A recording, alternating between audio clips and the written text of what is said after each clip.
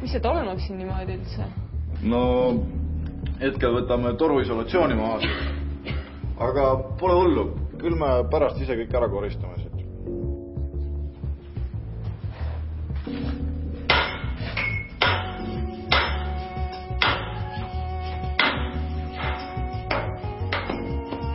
Ettevaatust. Asbest. Sarnasesse situatsiooni võib meist sattuda igaüks, kuid kahjuks võib selline teadmatus minna maksma meie tervise. Tõenäosus, et renoveerimistööde või lammutuse käigus võib kokku puutuda asbestiga, on väga suur. Asbest on looduslik kiuline mineraal, mida on kaevandatud ning kaevandatakse siiani sellistes riikides nagu Venemaa, Hiina, Kanada, Brasiilia ja Kasahstan. Asbesti kui materjali iseloomustab vastupidavus kõrgele temperatuurile ja keemilisele töötlusele, samuti hõõrdumiskindlus ning hea isoleerimisvõime. Tänu neile füüsilistele ja keemilistele omadustele on asbest leidnud väga laialdast tööstuslikku kasutamist üle maailma. Eelmise sajandi 50. ja 60. aastatel oli asbest oma populaarsuse tipus. Siis kasutati seda liimides, värvides, pahtlites, puukimismassides hermeetikutes, linoleumis, tuletekkides ja nöörides. Aastakümneid on asbesti kasutatud ehitistes materjali tugevdava komponendina ning samuti soojus-, elektri- ja heliisolaatorina. Eestis on samuti asbesti kasutatud peaaegu terve sajandi vältel, eriti intensiivselt aga eelmise sajandi teisel poolel, kui hoogustus elamuehitus ning rajati elektrijaamu ja teisi suuri tööstusettevõtteid. Aastatel 1962 kuni 1995 toodeti Kundas asbest tsementplaate ehk eterniiti ning selle toormeks kasutati aastas 6000 kuni 8000 tonni Venemaalt sisse veetud krüsotiilasbesti. Lainelisest eterniitplaadist ongi kujunenud üks Eestis kõige rohkem kasutust leidnud ja rahva hulgas tuntud asbesttooteid. Veel praegugi näeme tuttavat eterniitplaati nii majakatustel kui korrusmajade rõdupiiretel. Asbesti on kasutatud ehitiste väga erinevates osades.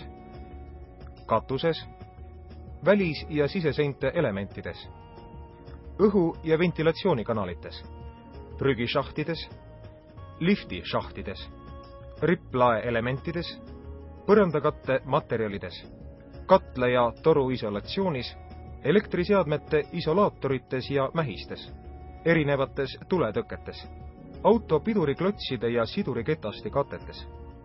Nüüdseks on selgunud, et asbesti laialdast kasutamist võib nimetada üheks inimkonna rängimaks töötervishoiualaseks tragöödiaks. Asbest tapab aastas 100 000 inimest. Eestis võiks see arv olla hinnanguliselt 50 inimest aastas. Miks on asbest nii ohtlik? Vaatame asbesti läbi elektronmikroskoobi. Asbesti ohtlikkus seisneb tema ülipeenikestes ja erikujulistes kiududes. On kiude, mis on 700 korda peenemad kui inimese juuksekarv.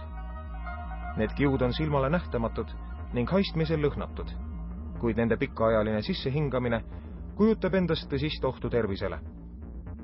Sissehingatud asbestikiud jäävad inimese kopsu elu lõpuni, kuna nad ei lagune ega murdu ning võivad põhjustada kopsukoes terve rea patoloogilisi protsesse.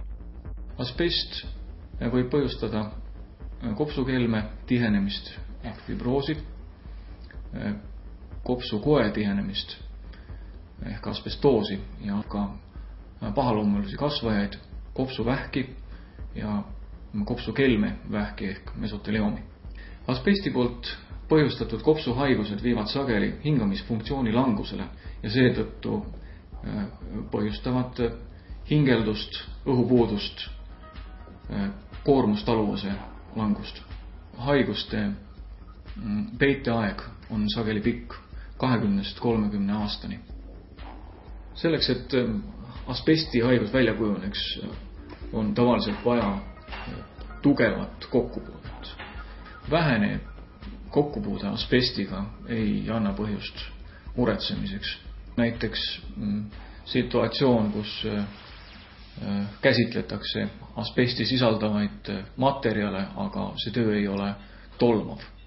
Tugev kokkupuude asbestiga ja samaaegne suitsetamine tõstavad kopsuvähi riski 50-kordseks. Kõige tähtsam asi, mida inimene oma tervise heaks võib teha, on suitsetamisest loobumine. Nüüd on asbesti kasutamine Euroopas keelatud juba üle 10 aasta. Eestis on asbesti kasutamine keelatud alates 2000. aastast. Ometi ei kuulu asbesti probleem minevikku. Asbest on siiani peamine vähki tekitav töökeskkonna keemiline ohutegur Euroopa Liidu riikides. Varasematel aastatel puutusid asbestiga kokku ehitusmaterjalide ja energiatööstuse töötajad, kes hooldasid suuri kütteseadmeid ja ehitasid soojatrasse, samuti laevaehitajad, autolukkseppad ning elektrikud. Tänapäeval on aga kõige enam ohustatud lammutustöid ja renoveerimistöid tegevad ehitajad. Kuidas oleks olnud õige käituda? Kui tekib kahtlus, et lammutataval objektil võib leiduda asbesti sisaldavaid materjale, tuleb töö seisata seniks, kuni kogutakse proovid ja need kontrollitakse. Analüüse materjalis asbesti sisalduse määramiseks võib võtta ja tellida igaüks. Selleks tuleb vaid pöörduda vastavat litsentsi omava labori poole. Kui analüüsi vastused kinnitavad asbesti leidu, tuleb edasisi töid jätkata kõiki vajalikke ettevaatusabinõusid kasutades. See on tähtis, et mitte ohtu seada tööliste ning ka teiste läheduses asuvate inimeste tervist. Sageli vajab asbesti eemaldus siiski erivarustust ja eriväljaõpet. Sellisel juhul on lihtsam jätkata töid juba vastavat kogemust omava professionaalse firmaga, kellel on ka asbesti eemaldustöödeks olemas vastav luba. Ehitusettevõtja peaks lammutus- ja rekonstrueerimistööde korral eeldama, et ehitis sisaldab asbesti. Ja alles siis, kui on tõepoolest põhjalikult asja uurinud ja veendunud, et seda seal ei ole, tegema tööd nii nagu asbesti mitte sisaldavas ehituses. Tuleb arvestada, et ka aastaid hiljem võib tekkida töötajate tervisekahjustus ja siis võib kerkida üles vastutuse küsimus, mis võib olla päris tõsine. Asbestitööst tuleb reeglina teavitada Tööinspektsiooni vähemalt 7 päeva enne tööde algust. Välja arvatud, kui on tegemist tõesti väheohtliku lühikese tööga. Madala riskiga asbestitöödeks loetakse lühiajalisi, need, mida on võimalik teha kuni 4 tunni jooksul, kus on tegemist ainult mitterabeda asbestiga ja kui seda tööd tehakse välitingimustes.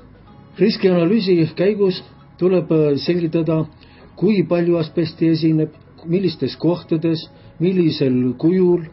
Sellest tulenevad vajalikud töömeetodid, kasutatavad kaitsevahendid ja kõik muud ohutusabinõud. Juhul, kui võib eeldada, et töö võtab aega üle 4 tunni, siis sellisel juhul on kindlasti ette nähtud koostada töökava. Olulisemad momendid kavast. Kasutatavate töövõtete lühikirjeldus, kasutatavad kaitsevahendid, töökoha koristamine ja jäätmete ladustamine ja transport. Töökava tuleb reeglina vormistada kirjalikult.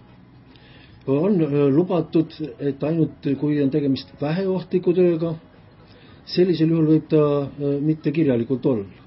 Kui keegi inimestest võib karta, et pärast tema seda asbestitolmu sisse hingab või mööda käia või ükskõik kes teine, põhimõtteliselt ta võib kõigepealt pöörduda ehitaja poole, veenduda, et kas temal on vajalikud ettevaatusabinõud võetud või mitte.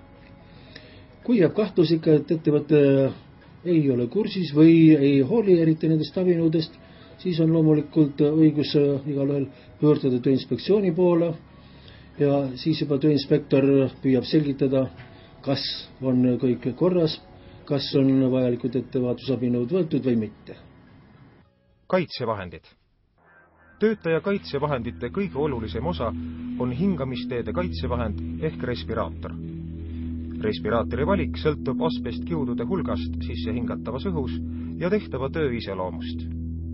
Näiteks, keskmine sisse hingatav asbestikiudude hulk ühe päeva jooksul on linna elukeskkonna õhus 10 000 kiudu, käsitsi eterniitplaate eemaldades 10 miljonit kiudu, toruisolatsiooni eemaldades 10 miljardit kiudu. Tööde puhul, kus asbestitulmu sisaldus on väike, võib hingamisteede kaitsevahendina kasutada poolnäokattega filtreerivaid respiraatoreid. Rohke tolmuga tööde korral tuleb kasutada kogu nägu katvat õhuvarustusega kaitsemaski, mis tagab talle täieliku kaitse ja kergendab oluliselt töötaja enesetunnet. Lammutustöötaja riietus on soovitavalt ühekordseks kasutamiseks. See on tolmutõrjuvast materjalist ja tihedalt kaela ning käsivarte ümber sulguv kapuutsiga kombinesoon, mis võiks olla nii-öelda hingavast materjalist, et töölised ei peaks kannatama ülekuumenemise käes.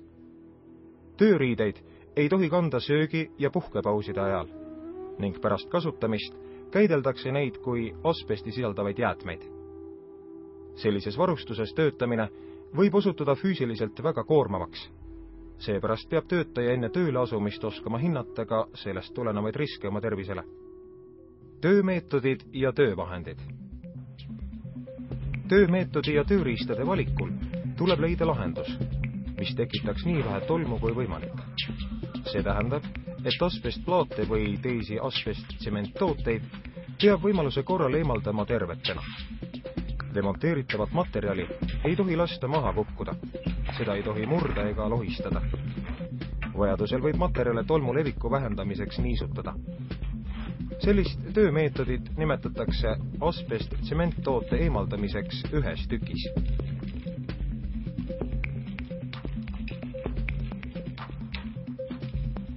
Lammutamiskoti meetodit kasutatakse tavaliselt väiksemate ja vähem aega nõudvate tööde korral, näiteks nagu toruisolatsiooni hooldetööd. Selleks kasutatakse spetsiaalset läbipaistvast kilest lammutuskotti, mille sisse on õmmeldud kaitsekindad. Eelnevalt asetatakse kotti vajaminevad tööriistad. Tööpiirkond ümbritsetakse tihedalt kotiga ning kogu töö viiakse läbi kotis, ilma et tolmu satuks väliskeskkonda. Pärast töö lõppu võetakse kotist välja tööriistad ning puhastatakse. Kott koos asbesti jäätmetega suletakse tihedalt, märgistatakse ning toimetatakse ohtlike jäätmete matmispaika. Suuremad tööd viiakse läbi kambri meetodit kasutades. Kilest kambri ehitamisega eraldatakse tööobjekt ja seda ümbritsev tööruum klimaatiliselt ülejäänud ruumist. Kilest kambrisse pääseb 3-osalise sissepääsu kaudu ning kogu tööaja vältel kasutatakse seal alarõhuseadet, et takistada tolmu levimist. Õhku kambris vahetatakse 6 korda tunnis ning tolmu eemaldamiseks töökohast võib kasutada ainult kõrge efektiivse filtriga tolmuimejat. Eralduskamber võetakse maha alles pärast suurpuhastuse tegemist. Tööjärgne koristamine. Töö lõpetamisel omab koristamine otsustavat tähtsust turvalisuse saavutamiseks. Igasugune kuiv pühkimine on lubamatu. Koristustöödel tuleb kasutada erifiltriga varustatud imurit ja niisket puhastust. Reeglina teostavad koristustöö asbestitöid teinud töötajad ise, kuna nad on saanud vastava väljaõppe ja oskavad seetõttu vältida või vähendada terviseriske. Koristustööde ajal tuleb kasutada sarnaseid isikukaitsevahendeid, nagu kasutati lammutustööde ajal. Mida teha asbesti sisaldavate jäätmetega? Juhtumid, kus katuselt maha võetud eterniidihunnikud seisavad hoovis või leiavad purustatud kujul hoopis taaskasutamist teekatete augutäiteks, on äärmiselt taunitavad.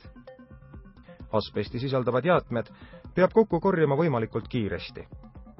Jäätmete ladustamisel ja vedamisel peab kasutama tihedalt suletavat ja purunemiskindlat pakendit. Pakendile tuleb märkida, et see sisaldab asbesti. Jäätmed tuleb matta selleks vastavat litsentsi omavasse ohtlike jäätmete matmispaika. Töötervishoid. On väga oluline, et asbesti töid tegev inimene on oma tööalastest riskidest teadlik. Ainult nii on tal võimalik end kaitsta. Seepärast on tööandja kohus tagada oma töötajate väljaõppe ja koolitus. Samuti peaks iga tööline kes puutub kokku asbestiga, käima regulaarselt tervisekontrollis. Seadusandlus näeb ette, et asbestiga tugevalt kokku puutunud töölised, näiteks lammutustöölised, peavad käima regulaarselt tervisekontrollis iga 3 aasta tagant. Kui arst ei küsi patsiendi töökohta, soovitan neil, kes on asbestiga tugevalt ja pikaaegselt kokku puutunud, sellest ise arstile rääkida. Regulaarne tervisekontroll koosneb tööalasest intervjuust, hingamisfunktsiooni uuringust ja vajadusel kopsuröntgenist. Asbestihaiguste diagnoosimisel on kõige tähtsam tööintervjuu. Ilma selleta ei ole võimalik määrata asbestitolmundoosi ega ka diagnoosida asbestihaigust. Paljudes Euroopa riikides töötab kutsehaiguste kompensatsioonisüsteem. Praegusel hetkel see süsteem Eestis on üsna keerukas, aga ka meil on siiski neid haiguseid võimalik kompenseerida. Seetõttu on asbesti poolt põhjustatud haiguste registreerimine ja diagnoosimine kutsehaigustena tähtis. Asbesti probleemi on Euroopa Liidus suhtutud täie tõsidusega, kuid sellele vaatamata suureneb lähiaastatel siiski asbestist põhjustatud haiguste diagnoosimine. Seepärast on hädavajalik luua ka Eestis riiklik süsteem asbestiga seotud haiguste diagnoosimiseks, registreerimiseks ja kompenseerimiseks. Inimene saab oma tervise kaitseks palju ära teha, nii ka asbesti probleemi puhul. Iseäranis suurt rolli mängib siinjuures inimeste teadlikkus probleemi olemusest. Olgem asbesti suhtes ettevaatlikud, et mitte riskida oma tervisega. Asbestijäätmed leidku aga inimeste abiga taas tagasi tee maapõue, sinna, kuhu asbest tegelikult kuulub ning kus see kedagi ei ohusta.